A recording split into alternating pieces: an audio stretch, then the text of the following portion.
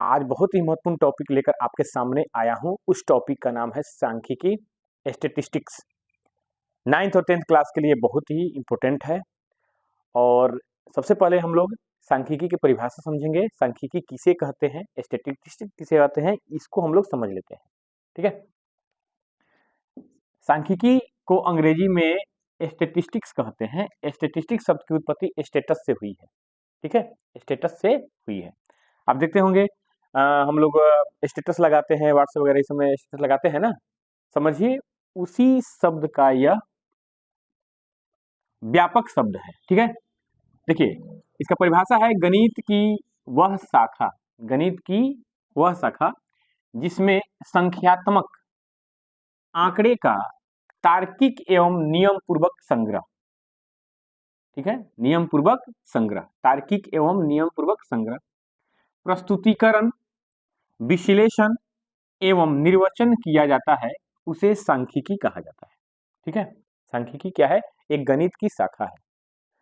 एक गणित की शाखा है जिसमें क्या किया जाता है, आंकड़ों का, जो भी आंकड़े दी गई हो, संख्यात्मक रूप से आंकड़े दी गई हो, उनका तार्किक एवं नियम पूर्वक संग्रह किया जाता है, प्रस्तुतिकरण किया जाता है, विश्लेषण किया जाता है और साथ ही साथ निर्वचन किया जाता है। उसे हम लोग क्या बोलते हैं? सांख्यिकी कहते हैं। सांख्यिकी में बहुत सारे पद आते हैं। सबसे पहला पद समझिए आप लोग, मिलान चिन्ह। मिलान चिन्ह क्या होता है समझिए। ठीक है, मिलान चिन्ह में दंड के अनुसार संख्याओं को प्रदर्शित किया जाता है। जैसे कि एक है तो एक को हम लोग एक दंड लिखते हैं, दो है, दो को हम लोग दो दंड लिखते हैं। ठीक है, मतलब दो दंड खींचा जाता है। तीन को हम लोग तीन दंड के द्वारा प्रदर्शित करते हैं। चार को हम लोग चार दंड के द्वारा प्रदर्शित करते हैं। अब यहाँ से पैटर्न चेंज हो जाएगा। पांच को हम लोग कैसे प्रदर्शित करते हैं, ध्यान समझिएगा। चार दंड यानी चार हो गया, इसको जब हम काट देते हैं तो यह पांच हो गया। और इसी के आधार पर पांच से ऊपर के संख्याओं को हम लोग दंडों के द्वारा प्रदर्शित करते हैं। ठीक है, तो यह हो गया आपका कौन चीज? मिलान चिन्ह हो गया। कौन सी हो गया? मिलान चिन्ह हो गया। अब दूसरा पॉइंट समझिए,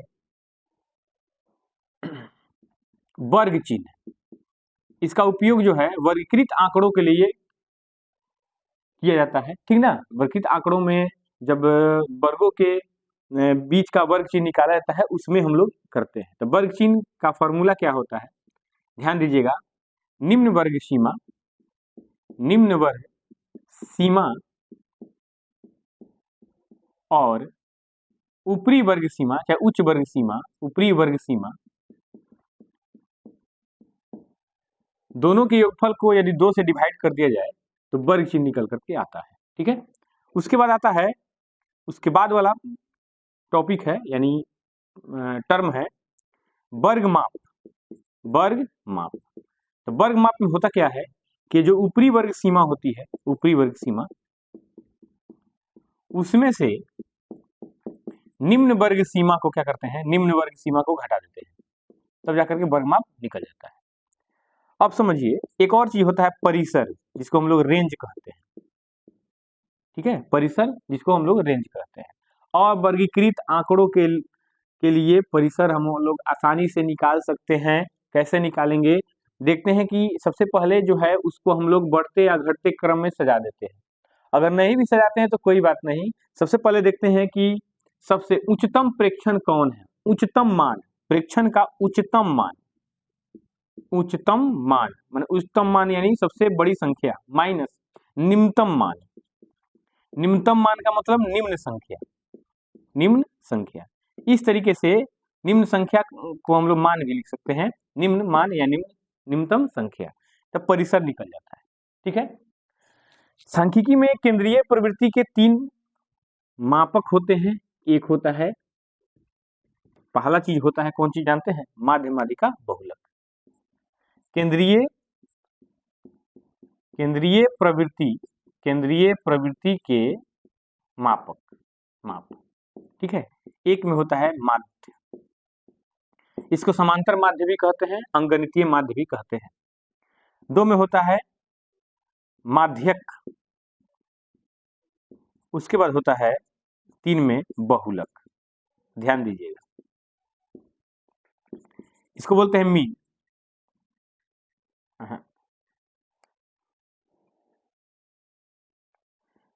मीन, इसको बोलते हैं मीडियन, इसको बोलते हैं मोड। तीनों एम से ही शुरू होता है।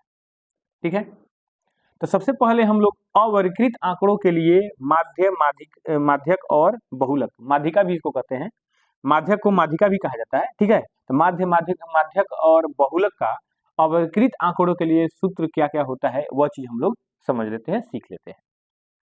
यहाँ पे अवर्गीकृत आंकड़ों के लिए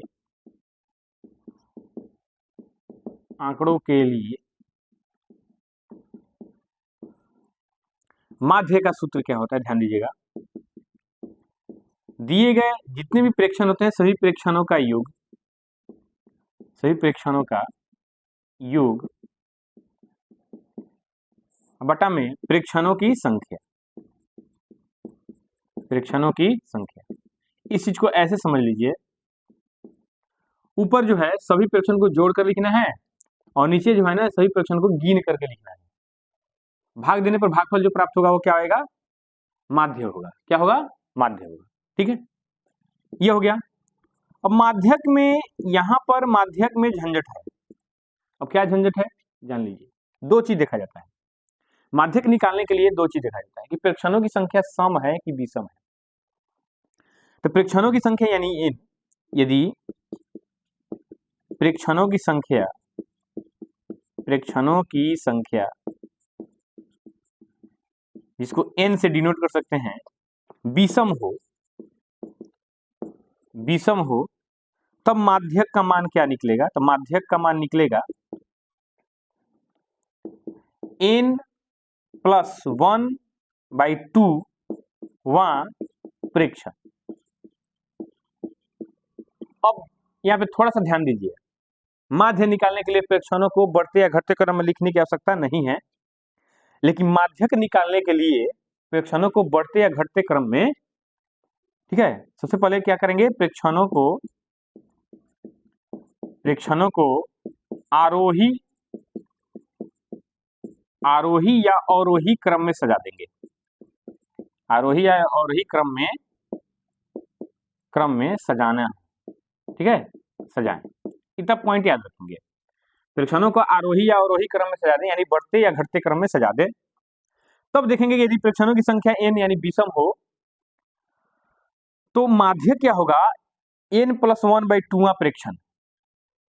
n प्लस 1/2 प्रेक्षण। अगर n का मान 7 है तो 7 प्लस 1 8 होगा, 8/2 यानी 4, चौथा प्रेक्षण जो है उस प्रेक्षण का माध्यक होगा।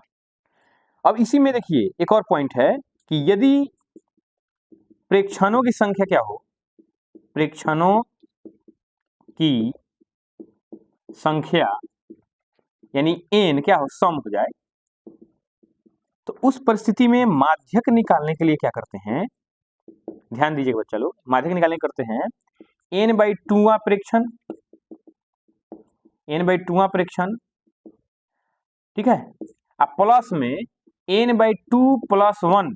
देखिए यहाँ पे बटा के ऊपर प्लस 1 है, यहाँ पे अलग है, यहीं पर थोड़ा सा ध्यान देना है। प्रेक्षण और इन दोनों का क्या करेंगे हम लोग, औसत निकाल देंगे, बटा 2 कर देंगे, औसत निकाल देंगे, तब जाकर के निकल जाएगा बहुत आसानी से।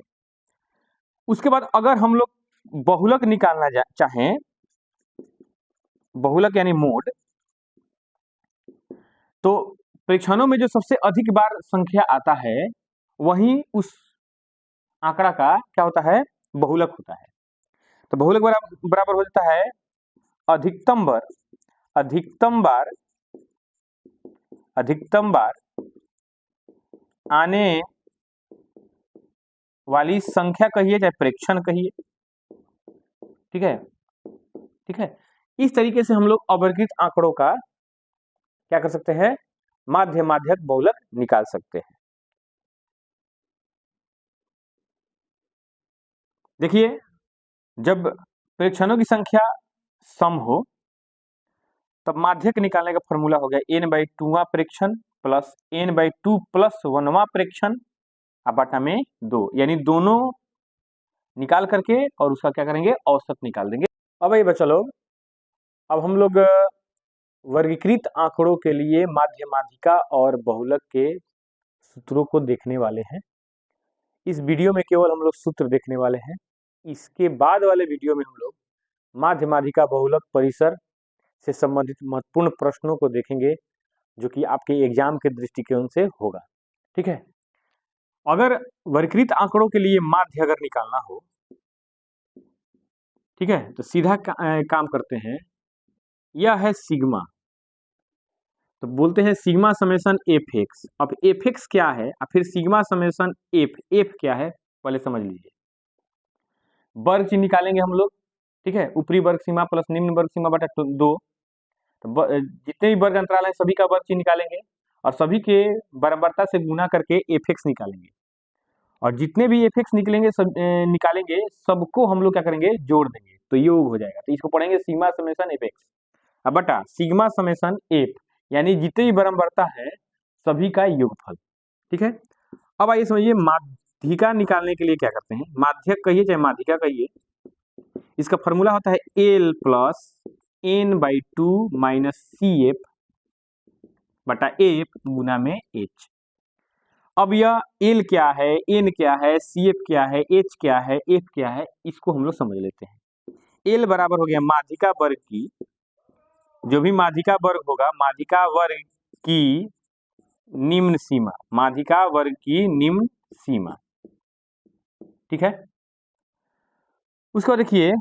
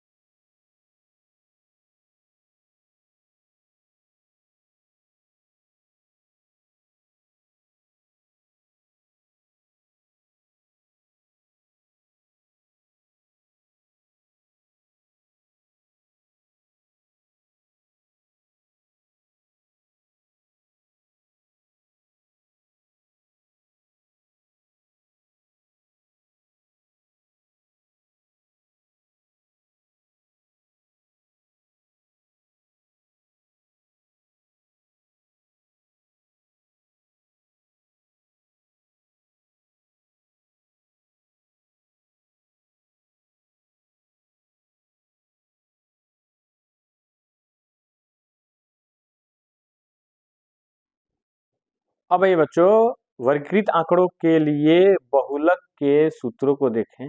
ठीक है, बहुलक का सूत्र क्या होता है, आइए देखते हैं। और अवर्गीकृत आंकड़ों के लिए बहुलक निकालना बहुत ही इजी है, क्योंकि जो सबसे अधिक बार संख्या आता है ना वही बहुलक हो जाता है। लेकिन वर्गीकृत आंकड़ों के लिए बहुलक निकालना जो है थोड़ा सा जटिल है, क्योंकि इसके लिए हम लोग को फॉर्मूला याद करना पड़ेगा। ठीक है, तो बहुलक का सूत्र क्या होता है समझिए, एल प्लस, अब देखिए F1 माइनस F0 बटा 2F1 minus F0 minus F2 गुना में H।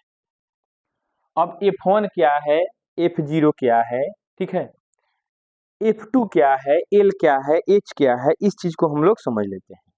ठीक है, L देखिए, जो सबसे अधिक बराबरता होगा ना उसका वर्ग जो होगा, वर्ग अंतराल होगा, वही बहुलक वर्ग होगा।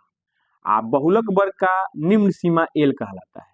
बहुलक वर्ग की निम्न सीमा, बहुलक वर्ग की निम्न सीमा, बात समझिए। एच बहुलक वर्ग की माप, बहुलक वर्ग की माप, ठीक है। F1 बहुलक वर्ग की बारंबारता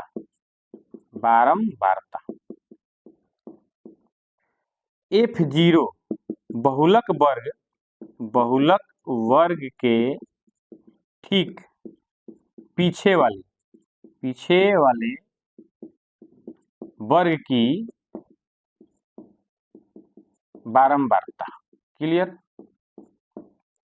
और F2 का वैल्यू क्या होता है समझिएगा। बहुलक वर्ग के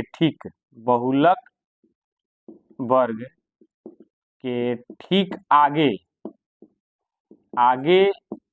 वाले वर्ग की बारंबारता। ठीक है। तो इस वीडियो में हम लोगों ने अवर्गीकृत आंकड़ों के लिए माध्यमादिका बहुलक, वर्गीकृत आंकड़ों के लिए माध्यमादिका बहुलक के प्रमुख सूत्रों को देखा है। ठीक है। इसके नेक्स्ट वीडियो में हम लोग माध्य निकालना सीखेंगे, माध्यिका निकालना सीखेंगे, बहुलक निकालना सीखेंगे वर्गीकृत आंकड़ों के लिए और अवर्गीकृत आंकड़ों के लिए। साथ ही साथ परिसर निकालना भी हम लोग सीखेंगे। ठीक है। तो बने रहिए और देखते रहिए और सभी प्रश्नों को कॉपी में नोट करके याद कर लीजिए, ये आपके लिए बहुत ही इंपॉर्टेंट है। ठीक है। चलिए मिलते हैं नेक्स्ट वीडियो में, तब तक के लिए पढ़ाई जारी रखिए। थैंक यू, धन्यवाद।